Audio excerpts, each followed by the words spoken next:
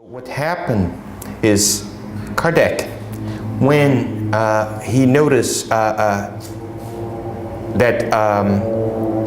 he saw that passages, he saw that the messages that were delivered by these three apostles were so sublime, and they have something in common, because of course each gospel has one perspective. For example, Matthew sometimes write a few things in accordance to Mark and to Luke and to John. They have something related to the Acts of the Apostles, the miracles of Jesus, the many things. But let's go back in time a little bit before this book appeared. Allan Kardec came from a Catholic family, and he studied in Yverdon, Switzerland, with a gentleman by the name Henri Pestalozzi. Was a very well-known educator in Europe, and this is his background. I'm not going to talk about Pestalozzi. What happened is, he was also an educator. He was an observer of many things in life. When the turning tables took place in Europe, was a social phenomenon. And this social phenomenon in the beginning was simply a motive of fun.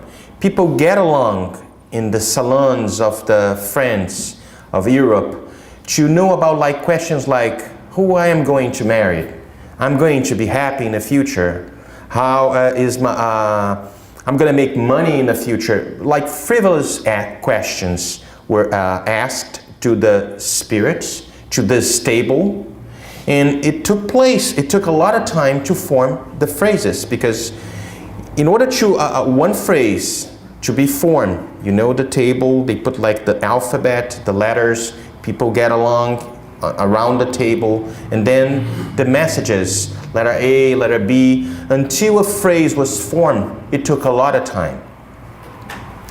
For Allan Kardec, was something like simply a phenomenon of physics.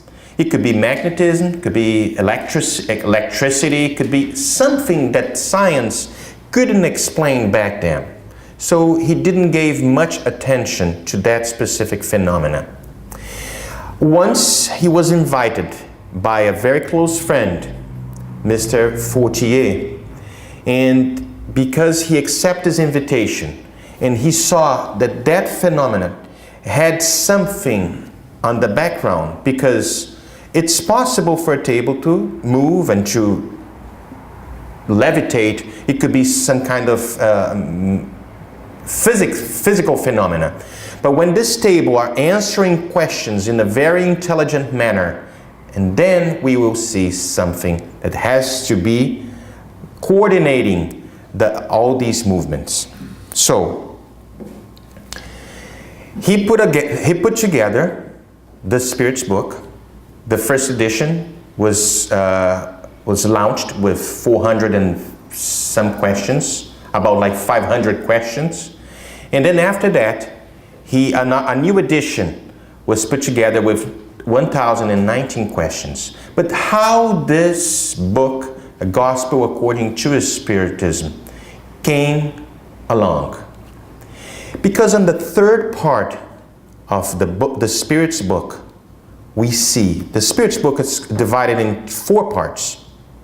And specifically on the third part, we will see the moral laws. When Allan Kardec was asking the questions, and specifically on question 625, when he asked like, what is the guide and model for the whole humanity? When the answer came, Jesus, oops. So he like, take a little breathe. Like, since the spirits answered this question, I'm going to have to study the Gospels. I want to study everything that this man, Jesus, wrote. Actually, Jesus didn't write anything. It was his apostles. That's why, after these questions of the third part of the Spirit's book that starts in 614 and goes, I don't remember when. This is the third part of the Spirit's book, the moral laws. When this specific question was answered by the spirits, and the answer was Jesus, Allan Kardec had to study what this man, Jesus Christ, said. And he delved into the studies of the gospel, and he saw all the gospels of the evangelists. That's why a few passages, he was a very bright man, very wise man. His intelligence was so brilliant, so profound, that he put all the passages, he sort of like extract from these four gospels the main passages. He classify in subjects, he classify in moral subjects, and he put along all these passages, make comments, and then after that the spirits make a comment about his comment. And that's why the gospel according to Spiritism appeared, was created. So it was not an invention by Allan Kardec. Kardec was not like, no, I have an idea. I'm a very inspired man. So I'm going to create a new religion. I'm going to get into my room, my apartment. I'm going to receive from the spirits messages, and I will create something new. Allan Kardec was using something that was previously established, and because specifically of that question, 625, he dove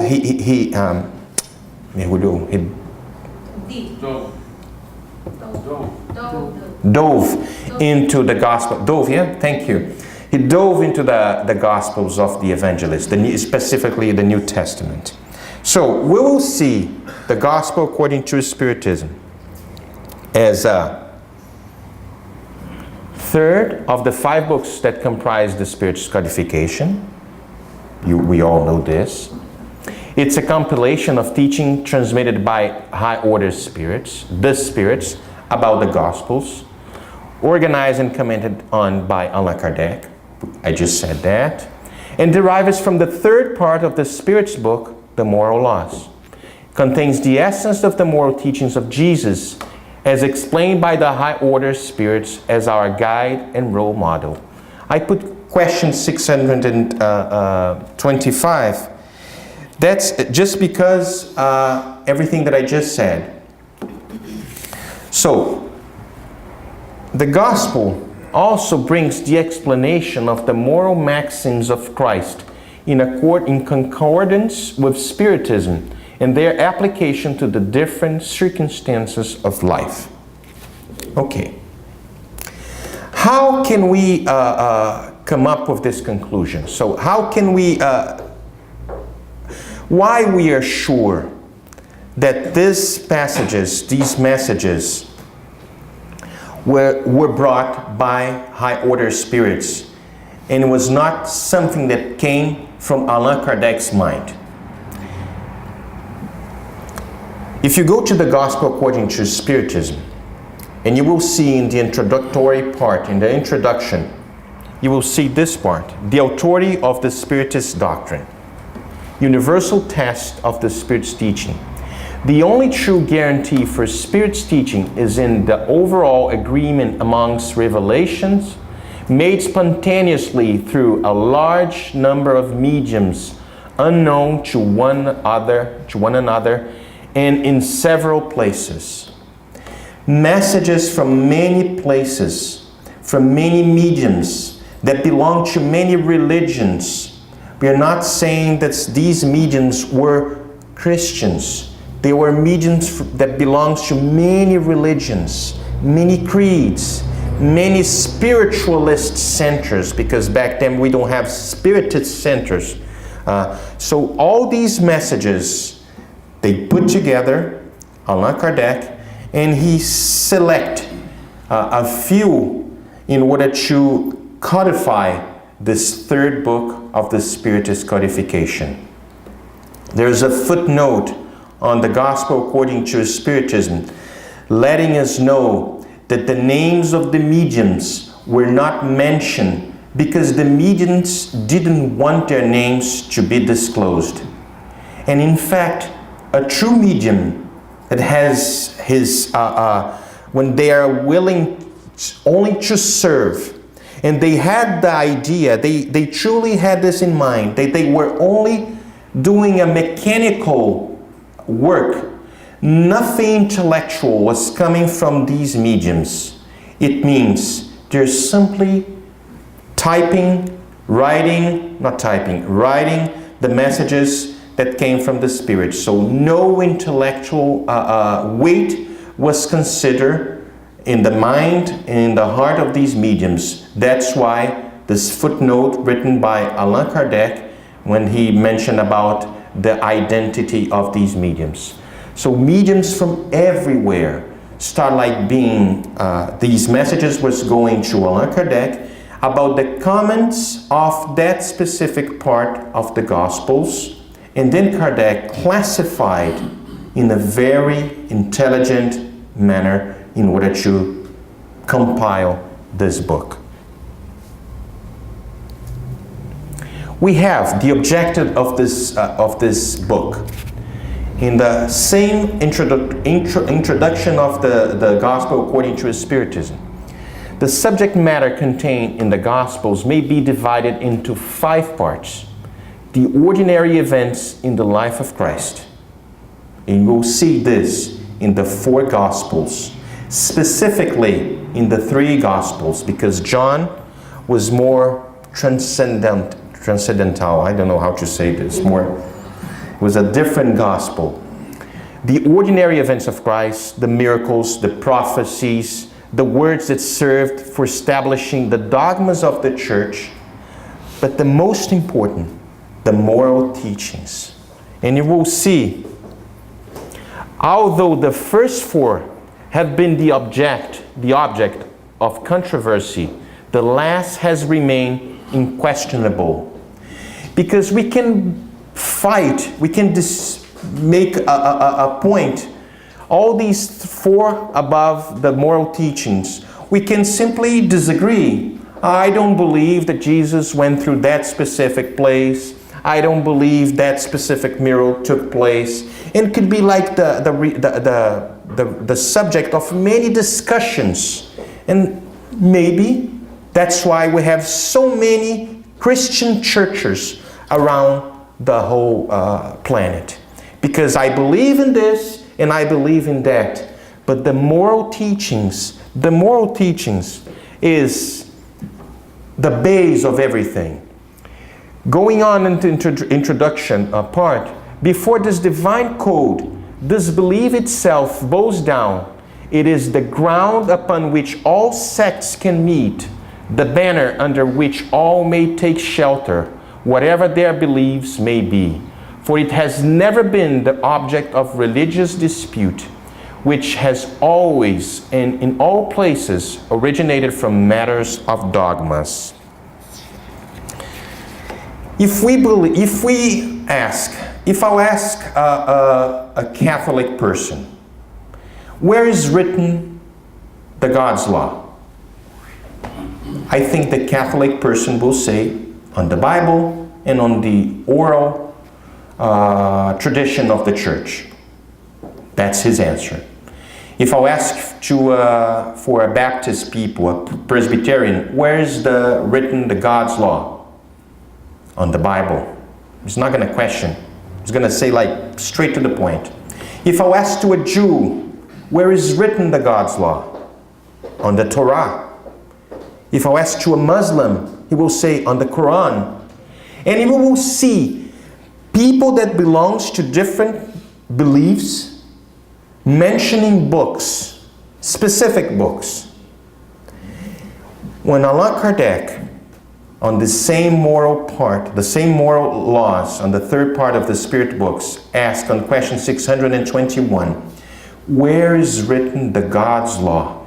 And when the Spirits mention, on your conscience He puts everybody under the same responsibility to become a better human being. Because we all carry on inside of our hearts a Bible, a Quran, a Torah, and we can use like all the knowledge, and everything is already inside of us, waiting to be awakened. It's just like a living compass, waiting for us to get rid of this matter, to get rid of the vices, to get rid of everything that holds us back into this trajectory that will lead us to eternity. And so this compass can find its north, and we will see one day the right trajectory in order for us to follow these steps. When the spirits said like the role model for the whole humankind is Jesus, he didn't say the example, because we can find examples of living people here. Susanna, Heather, David, Jean, Mahatma Gandhi, a great example of people that try to follow something good, try to make his life or his or her life a better way. It could be an example, but the model and the humankind standard is Jesus. So we can be examples, but not role models. Role models are Christ. So this is why Allan Kardec, when he started studying the Gospels, that's why it originates, the Gospel according to Spiritism, because he says according to the question 625, says, I need to study this guy by the name Jesus Christ, because according to this universality of it doesn't exist, this word. According to, well, let's cut this and go back to the other part. So, so what happened is he needs to study in more depth the studies and the moral contents of this gentleman by the name Jesus Christ. When Mahatma Gandhi was asked, since it was a reporter that asked him why you don't follow, why you're not Christian, what needs for you to become Christian since you talk so much about Jesus? And he answered, because you Christians don't follow Jesus Christ. And is it true? We promote the Crusades in the 11th century. And we see many other religions. I'm just putting the Christians, but I can mention other creeds and other religions. So we are preaching, but we are not following. We claim to be Christians, but we do not follow our Master. Our Master brings us something that has to be examined, and only into the role of reincarnations, get rid of all the vices, as I mentioned before, we will understand one day this gentleman by the name Jesus Christ. We can bring here the Beatitudes. I placed a few Beatitudes here. The afflicted, blessed the afflicted, blessed the meek, and the peace-loving, the merciful, the poor in spirit. And I can see also the pure in hearts. And I am going to bring a few passages of the Gospels that only can be explained under the light of reincarnation. That's why the Gospel according to Spiritism is so important. When we see the afflicted, blessed are the afflicted, and we say why blessed are the afflicted? I feel pain now. I am struggling. I need an answer. I want to be consoled not only by words. I need to find a logical and a reasonable explanation why I am suffering, since I did not do any harm to anyone since I was born. Has to be an explanation. Otherwise, God is simply unjust. And I don't believe God is unjust. Through the logic of reincarnation, we will see in this law, cause and effect, we will see the answers of our questions. When we see the meek and the peace-loving shall inherit the earth, it means we have no place for warriors as far as societies see. A warrior has to fight not outside. A warrior has to fight inside. A warrior has to find his or her own vices in order to be one day pure in heart. We can see also the merciful shall obtain mercy, and we can see the explanation on the passage of only because of the gospel according to Spiritism. We can see, for example, extract this specific part of the Beatitudes, and I will place here on Matthew chapter 5, 25, 26. Be reconciled as quickly as possible with your adversary while you are with him on the way, so that he does not hand you over to the judge, and so that the judge does not hand you over to the minister of justice, so that you may not be imprisoned. Verily, I say to you that you will not leave there as long as you have not paid the last farthing. How come I'm going to pay if I am imprisoned? It doesn't make sense if we analyze this passage, one of these passages of this gospel, without reincarnation. Reconcile as quick as possible with our adversaries when we are on the face of the earth, when we are reincarnated, while you are with him on the way, so that he does not hand you over to the judge. Which judge? My conscience.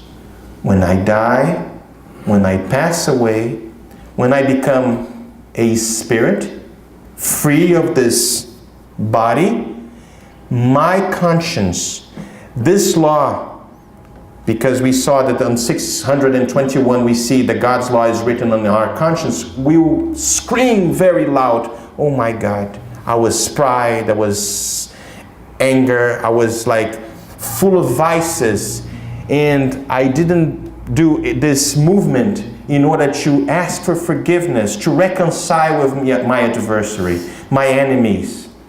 So I will be the minister of justice, will be the superior spirits that will program a new reincarnation for me.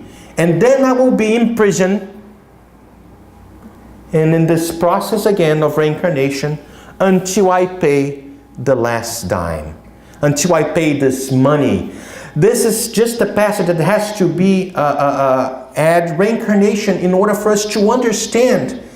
This is really interesting, because without reincarnation, it simply doesn't make sense.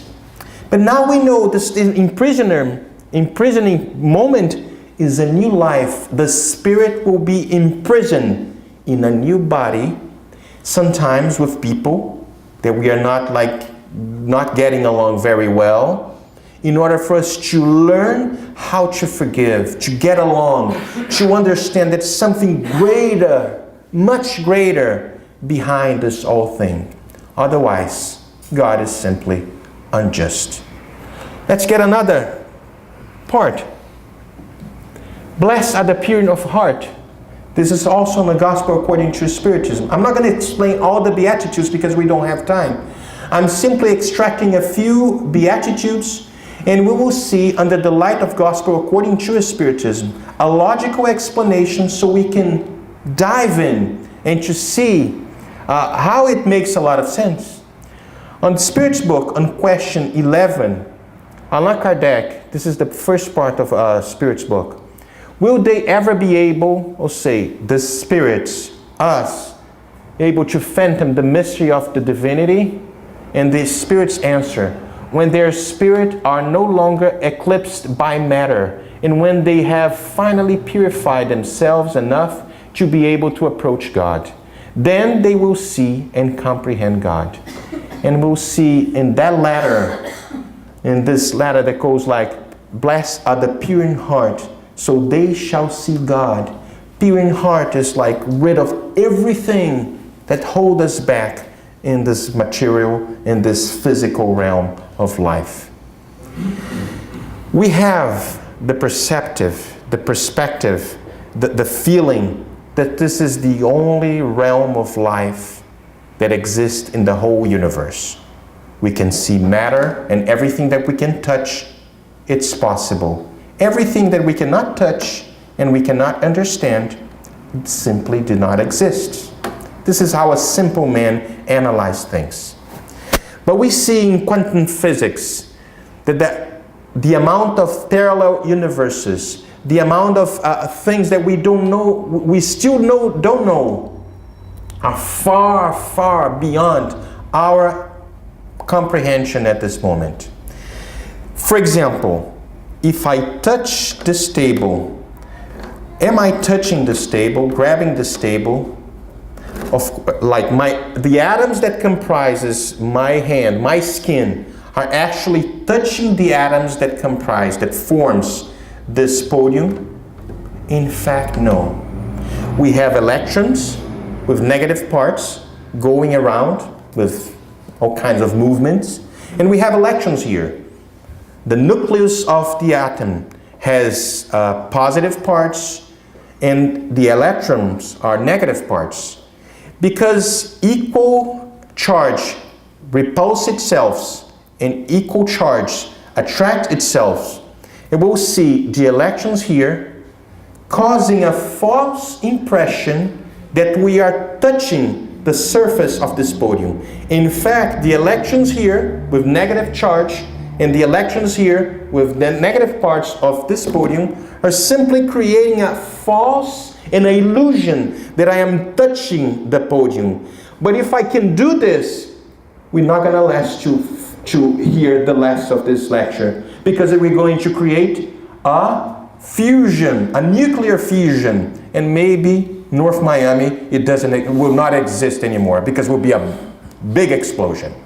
So everything, there's a lot more that we have to study. There's so much that we can understand. Once we get our spirit in a humble position and to analyze that only there's one force that rules the whole universe, and this force we call love, with big L, big L. I would say like A because amor, but it's a very big L. So,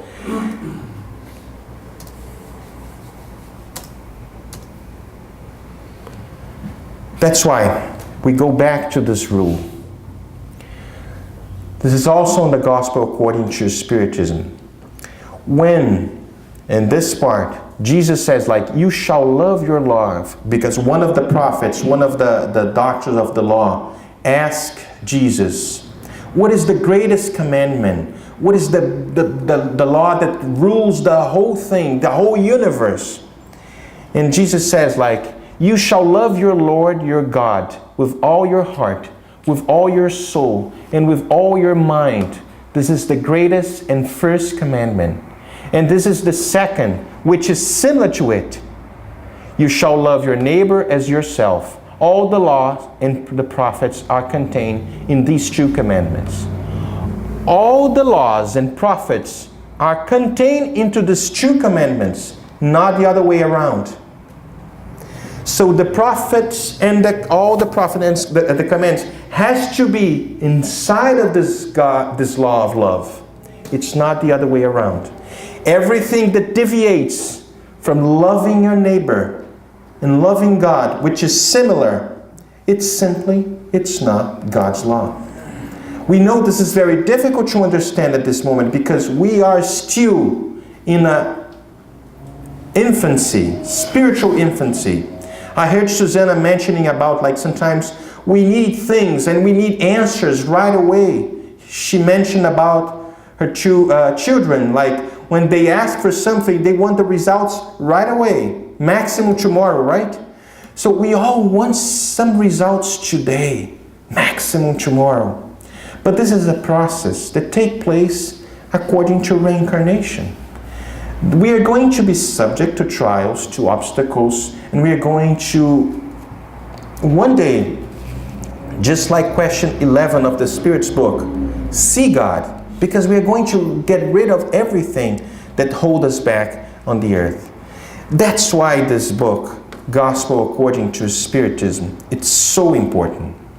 It has 28 chapters, has an introduction, 28 chapters, and the last chapter is so interesting because it comprises prayers, a collected amount of prayers. And Allan Kardec knew that we didn't know how to pray, that they put like all the prayers. Because sometimes we pray like, oh, I want to get I want the best woman, the best man for my wife. I want to be rich. I want to be famous. We don't know how to ask. We don't know how to pray. We ask things according to the material perspective because we still don't believe that nothing beyond this realm exists. So I wanted to be happy now. We all want to be happy now. Of course, it's natural. It's a human process. But in order to be happy now, we have to analyze our past and then start to make these changes today. We might face some kind of problems, some kind of adversities, some kind of conclusions that might lead us to a more difficult way to approach some kind of problems that we are facing. But this is actually a process. It's a process. And because of that, I would like to end this lecture and open to questions with an invitation. We are going, this is part of the marketing, we're going to have an event on March 8th and 9th. This event will celebrate 150 years of the Gospel According to Spiritism. I said marketing, but just a joke. Forgive what I said. It's just because we are going to talk about the Gospel According to Spiritism, bringing its three aspects, philosophy, religion, and science all together. Each speaker will address the subject, bringing one little piece, very little piece of this gospel, and we can have joy all together, learning a little bit more about this wonderful book that was originated by the conclusion of this, by the superior high order spirits, and compiled by Allan Kardec. Now we are open for questions.